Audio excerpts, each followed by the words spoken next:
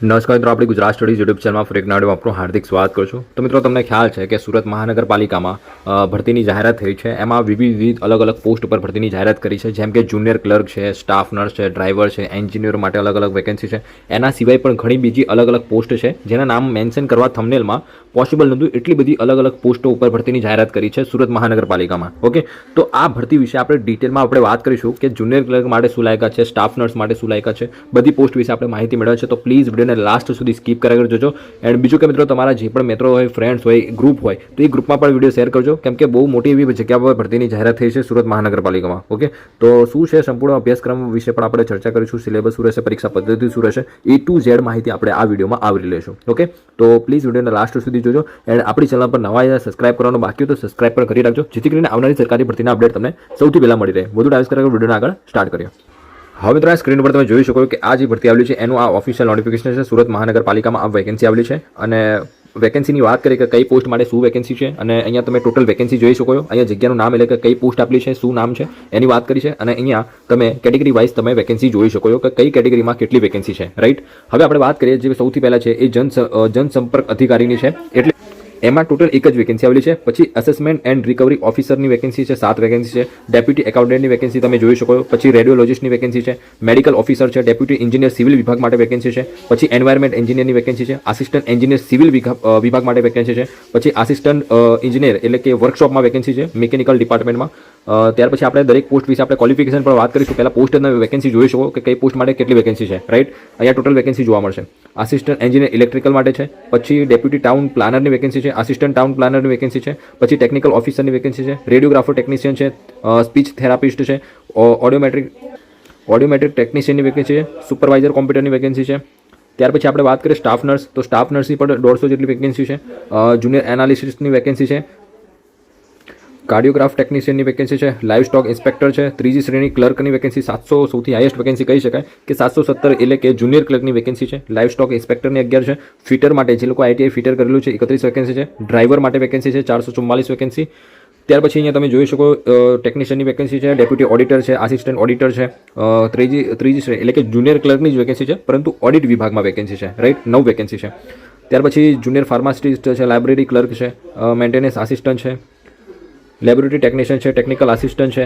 Marshal watch and ward વિભાગમાં પણ 300 એવી વેકેન્સી છે. પછી ક્યુરેટરની વેકેન્સી છે. એક્વાયરએમ, રાઈટ, સુપરવાઇઝરની વેકેન્સી છે. એક્વાયરએમ ઇન્સ્પેક્ટરની વેકેન્સી છે. ટેકનિકલ આસિસ્ટન્ટની વેકેન્સી છે.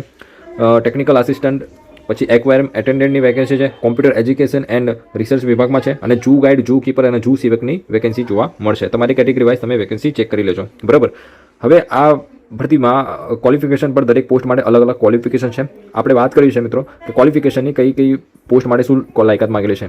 તો આ નોટિફિકેશન છે જેમ કે આપણી ટેલિગ્રામ ચેનલ છે ત્યાંથી પણ તમે ડાઉનલોડ કરી શકો છો. આપણે ટેલિગ્રામ કોમેન્ટ સેક્શનમાં આપેલી છે, તો ત્યાંથી પણ તમે આ ડાઉનલોડ કરી શકો છો. હવે અહીંયા દરેક પોસ્ટ વાઇઝ અહીંયા ક્વોલિફિકેશન આપેલું છે. તમે જોઈ શકો કે જે જનસંપર્ક અધિકારી છે એમાં માન્ય વિદ્યાશાખા એટલે કે પબ્લિક રિલેશન અથવા તો જર્નાલિઝમ અથવા તો માસ કોમ્યુનિકેશન વિશેના સ્નાતક અનુસ્નાતક હોવા જોઈએ, એટલે કે post graduate.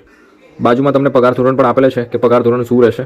Right, pay level 9ની job છે. પછી એના સિવાય પણ બીજી તમે જોઈ શકો કે રિકવરી ઓફિસર છે, એટલે કે માન્ય વિદ્યાપીઠના કોઈ પણ શાખાના અનુસ્નાતક હોવા જોઈએ, એટલે કે પોસ્ટ ગ્રેજ્યુએટ માંગેલું છે. ઓકે, આ પણ લેવલ 9ની જોબ છે, એટલે સેલેરી સારી રહેશે. પછી ડેપ્યુટી એકાઉન્ટન્ટની વેકેન્સી છે. એના માટે પણ તમે જોઈ શકો કે આમાં CA કરેલું હોય જે લોકોએ, એના માટે વેકેન્સી છે. લેવલ 9ની જોબ છે.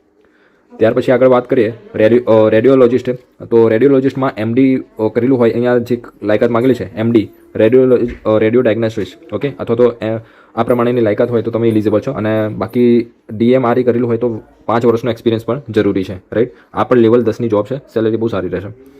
ત્યાર પછી મેડિકલ ઓફિસરની છે. MBBS કરેલું હોય તો એલિજિબલ છો, ફોર્મ ભરી શકશો. પછી ડેપ્યુટી એન્જિનિયર સિવિલ વિભાગમાં છે. એના માટે કોઈ પણ BTech કરેલું હોય એ ફોર્મ ભરી શકશે. ઓકે, સિવિલ ડિપાર્ટમેન્ટમાંથી લેવલ 9ની જોબ છે. ત્યાર પછી આ વાત કરીએ એક્વાયરમેન્ટ એન્જિનિયર, તો એમાં પણ B સિવિલ કરેલું હોય અથવા તો BTech વિથ એન્વાયરમેન્ટલ એન્જિનિયરિંગ કરેલું હોય તો પણ એલિજિબલ છો, ફોર્મ ભરી શકશો. અને લેવલ 9ની જોબ છે. અને આ કાયમી ભરતી છે મિત્રો. ઓકે, કોઈ કરાર આધારિત ભરતી નથી, કાયમી વેકેન્સી છે. સિવિલ વિભાગમાં વેકેન્સી છે. આસિસ્ટન્ટ એન્જિનિયર સિવિલ, એમાં પણ સિવિલ એન્જિનિયરિંગ માંગેલું છે. BTech ડિપ્લોમા કેન્ડિડેટ એલિજિબલ નથી, ફોર્મ નહીં ભરી શકે. ઓકે, લેવલ 8ની જોબ છે.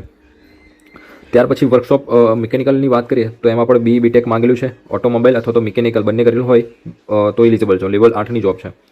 ₹44,900, right, basic pay. Assistant electrical માટે પણ બીટેક માંગેલું છે, લેવલ 8. પછી ડેપ્યુટી ટાઉન પ્લાનર છે, એટલે કે માસ્ટર ઓફ આર્કિટેક્ટ. તો જે લોકોએ માસ્ટર ઓફ આર્કિટેક્ચર કરેલું હોય, બી સિવિલ કરેલું, એમઈ સિવિલ કરેલું એટલે કે માસ્ટર ઓફ એન્જિનિયરિંગ સિવિલ વિભાગમાં, તો એલિજિબલ છે. અને બી સિવિલ પણ કરેલું હોય, લેવલ 9ની જોબ છે. ઓકે. અથવા તો આના સિવાય પણ તમે જોઈ શકો post graduate degree diploma course in city planning અથવા તો ટાઉન પ્લાનિંગ, આમાંથી કરેલું હોય તમે પોસ્ટ ગ્રેજ્યુએશન, ઓકે, તો પણ એલિજિબલ છો, ફોર્મ ભરી શકશો. ત્યાર પછી આસિસ્ટન્ટ ટાઉન પ્લાનરની વેકેન્સી છે, એમાં પણ એમટેક માંગેલું છે, બી પણ એલિજિબલ છે. ઓકે. લેવલ 8ની જોબ છે. એ પણ ટેકનિકલ ઓફિસરમાં પણ તમે જોઈ શકો master degree from recognise university, એટલે કે કેમિસ્ટ્રીમાં તમે માસ્ટર ડિગ્રી કરેલું હોય, બાયોકેમિસ્ટ્રીમાંથી કરેલું હોય, ફૂડ ટેકનોલોજીમાંથી કરેલું હોય, ફૂડ સાયન્સ એન્ડ ટેકનોલોજી અથવા તો ફૂડ એન્ડ ન્યુટ્રિશન છે, તો આમાંથી કોઈ પણ એકમાંથી તમે કરેલું હોય માસ્ટર ડિગ્રી, તો એલિજિબલ છો. લેવલ 8ની જોબ છે. રેડિયોગ્રાફી ટેકનિશિયનની વાત કરીએ તો એમાં પણ bachelor degree in science, okay, એટલે કે બીએસસી કરેલું હોય તમે, તો તમે એલિજિબલ છો, ફોર્મ ભરી શકશો. ઓકે. એન્ડ બીજી કન્ડિશન એ છે એક્સરે ટેકનિશિયનનો તમે કોર્સ પણ કરેલો હોવો જોઈએ, લેવલ 6ની જોબ છે. ઓકે. ત્યાર પછી સ્પીચ થેરાપિસ્ટની વેકેન્સી છે, તો સ્પીચ થેરાપિસ્ટ માટે તમે જોઈ શકો બીએસસી ડિગ્રી માંગેલું છે, speech and language science for, અથવા તો બેચલર ઇન ઓડિયોલોજી, આ કોર્સ કરેલો હોય તો તમે એલિજિબલ છો. અથવા તો તમે ડિપ્લોમા કોમ્યુનિકેટિવ ડિસઓર્ડર માટે કોર્સ કરેલો હોય ડિપ્લોમાનો, અને સાથે 1 વર્ષનો ENTનો કોર્સ કરેલો હોય ENT ડિપાર્ટમેન્ટમાં, તો તમે એલિજિબલ છો, ફોર્મ ભરી શકો. લેવલ 5ની જોબ છે, ₹29,200 સેલેરી, બેઝિક પે છે, પે મેટ્રિક્સ. ઓકે. ઓડિયોમેટ્રિક ટેકનિશિયનની વાત કરીએ તો BSc degree speech and language સાયન્સમાંથી કરેલું હોય તો તમે એલિજિબલ છો. ઓકે. પછી કોમ્પ્યુટર સુપરવાઇઝરમાં ડિપ્લોમા કોમ્પ્યુટર અથવા તો ડિપ્લોમા ઇલેક્ટ્રોનિક્સ એન્ડ કોમ્યુનિકેશન અથવા તો ડિપ્લોમા ઇલેક્ટ્રોનિક્સ અથવા તો ડિપ્લોમા ઇન્ફોર્મેશન એન્ડ ટેકનોલોજી, આમાંથી કોઈ પણ એક કરેલું હોય તો તમે એલિજિબલ છો. ઓકે. અને 3 વર્ષનો અનુભવ પણ માંગેલો છે.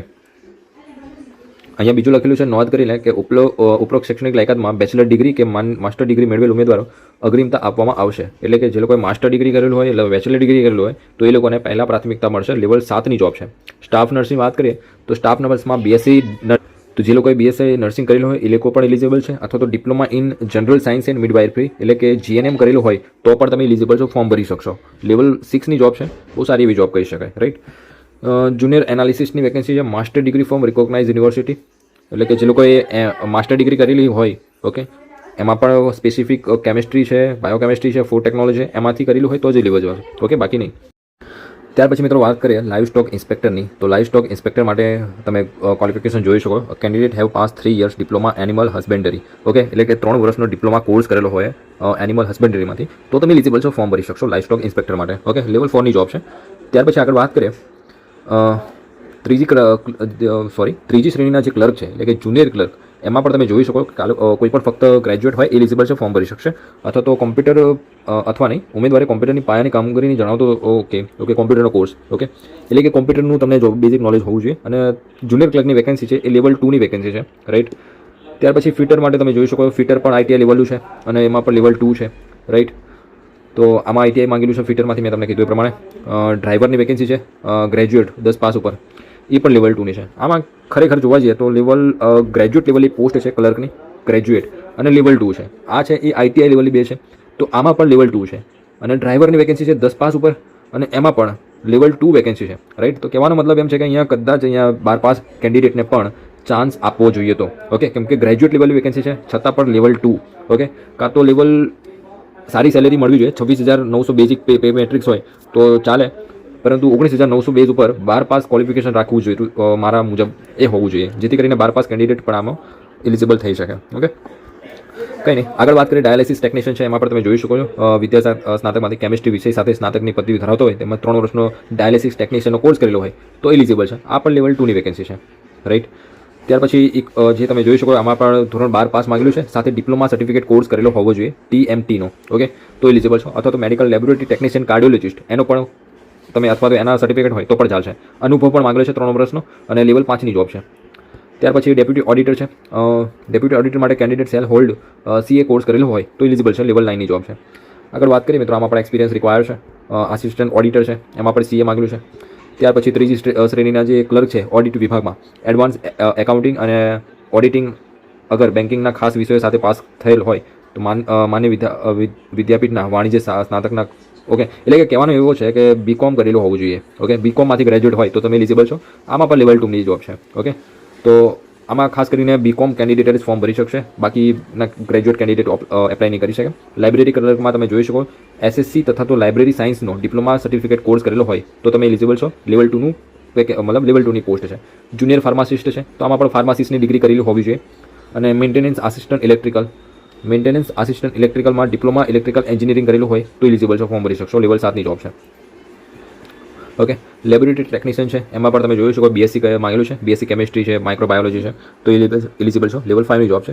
ટેકનિકલ આસિસ્ટન્ટની વેકેન્સી છે. લેવલ 4ની જોબ છે. ડિપ્લોમા ઇન એન્જિનિયરિંગ કરેલું હોય સિવિલ વિભાગમાં અથવા તો સિવિલ B કરેલું હોય, BTech કરેલું હોય તો પણ એલિજિબલ છો. ડિપ્લોમા પણ ફોર્મ ભરી શકશે. Okay, marshal watch and ward આમાં પણ સારી એવી વેકેન્સી છે. 10 પાસ કેન્ડિડેટ એલિજિબલ છો, ફોર્મ ભરી શકશે. SSC દ્વારા તાલીમ પામેલ અને B અથવા તો C સર્ટિફિકેટ ધરાવનાર ઉમેદવારને અગ્રિમતા આપવામાં આવશે. ઓકે, NCCની વાત છે, સોરી, NCC કરેલું હોય તો એલિજિબલ છો. ઓકે, અને એવું જરૂરી નથી. NCC તાલીમ પામેલ B અથવા તો C સર્ટિફિકેટ ધરાવનાર ઉમેદવારને પસંદગીમાં અગ્રિમ એટલે કે એ લોકોને પહેલા ચાન્સ મળશે. બાકી 10 પાસ બધા એપ્લાય કરી શકશે. ઓકે, પણ આમાં પે મેટ્રિક્સ 15,700 છે, તમે જોઈ શકો છો. ઓકે, હવે આમાં પણ શારીરિક લાયકાત માગેલી છે, જે તમે જોઈ શકો કે શારીરિક લાયકાત શું હોવી જોઈએ. 165 સેન્ટીમીટર હાઇટ હોવી જોઈએ, 50 kg વજન હોવું જોઈએ ઓછામાં ઓછું. તો આ પ્રમાણેની લાયકાત છે. પછી આગળની વાત કરીએ, ક્યુરેટર એક્વેરિયમ છે, સુપરવાઇઝર એક્વેરિયમ છે. આ બધી પોસ્ટ માટે તમે વિડીયોને પોઝ કરી અને વાંચી શકો છો. ટોટલ 40 એવી વેકેન્સી પર અલગ અલગ ક્વોલિફિકેશન છે. આમાં પણ એક્વેરિયમ અટેન્ડન્ટની વાત કરીએ તો આમાં 10 પાસ શારીરિક રીતે સ્વસ્થ સરકારી અગર અર્ધ સરકારી સંસ્થા અથવા તો સરકાર માની સંસ્થામાં એક્વેરિયમ અંગેની તાલીમ લીધી હોય તેવા ઉમેદવારને ખાસ પસંદગી પાત્ર રહેશે.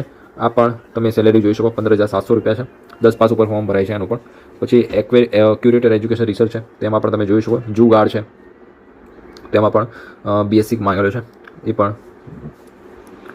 બાકી આગળ જે પણ ઇમ્પોર્ટન્ટ હતું વય મર્યાદાને લઈને તમને ખ્યાલ છે કે 35 વર્ષથી વધારે ઉંમર ના હોવી જોઈએ. બાકી જે SC ST OBCને ઉંમરમાં છૂટછાટ મળે છે એ ઉંમરમાં છૂટછાટ તમને મળશે. હવે ફોર્મ ભરવાની વાત કરીએ મિત્રો કે ફોર્મ ભરવાનું ક્યારથી સ્ટાર્ટ થાય છે તો મિત્રો ફોર્મ ભરવા માટે ઓલરેડી તમને જણાવી દઉં કે આના ફોર્મ ભરવાનું છે ને એ 1 એપ્રિલથી ફોર્મ ભરવાના સ્ટાર્ટ થશે. ઓકે, 1 એપ્રિલથી ફોર્મ ભરવાના આના સ્ટાર્ટ થશે. તમે અહીંયા વાંચી શકો છો. 1 એપ્રિલથી સવારે 11 વાગ્યાથી તમે ફોર્મ ભરી શકશો અને 15 એપ્રિલ સુધી આના ફોર્મ ભરાશે. ઓકે, તો હજુ ફોર્મ ભરવાનું સ્ટાર્ટ નથી થયું. 1 એપ્રિલથી સ્ટાર્ટ થવાનું છે.